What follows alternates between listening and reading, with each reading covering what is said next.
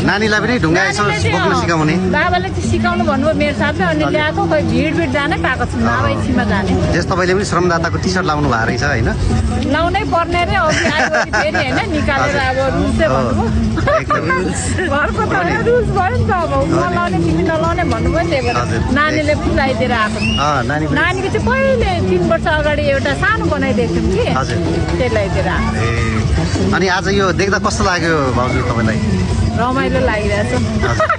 मेला जस्तो छ तर काम गर्न अलिक गाह्रो छ त्यहाँ भिडभाड रहेछ एकदम भिड रहेछ खै पालो आउला जस्तो छैन एउटा भए पनि ढुङ्गा बोकौँ भनेको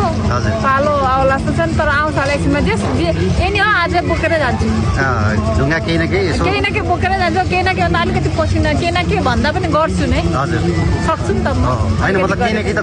गरेरै जाने हो आज चाहिँ एकछिन पर्खेर पनि गर्ने हो लस् थ्याङ्क यू अनि भाउजू एउटा कुरा नि अब होइन अचेल चाहिँ तपाईँ जस्तो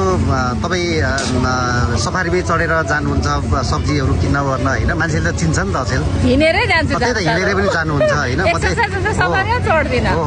त्यो देखिरहेको छु मैले भन्नु खोजेको त्यसरी आम पब्लिककै रूपमा तपाईँ होइन जानुहुन्छ त्यतिखेर तपाईँलाई पक्कै चिन्छ नि मान्छेले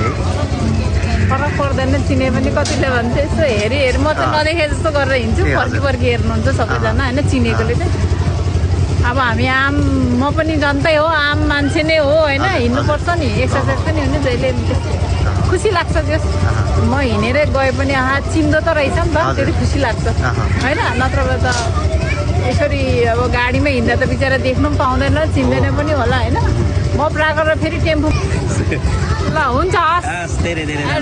तपाईँहरू बोकिसक्नुभयो हामीले त बोकी हेर्नु अलिअलि त बोक्नुपर्छ यो मात्रै उचाल्नु पाइएन हामी त यो उचाल्दै नै गरौँ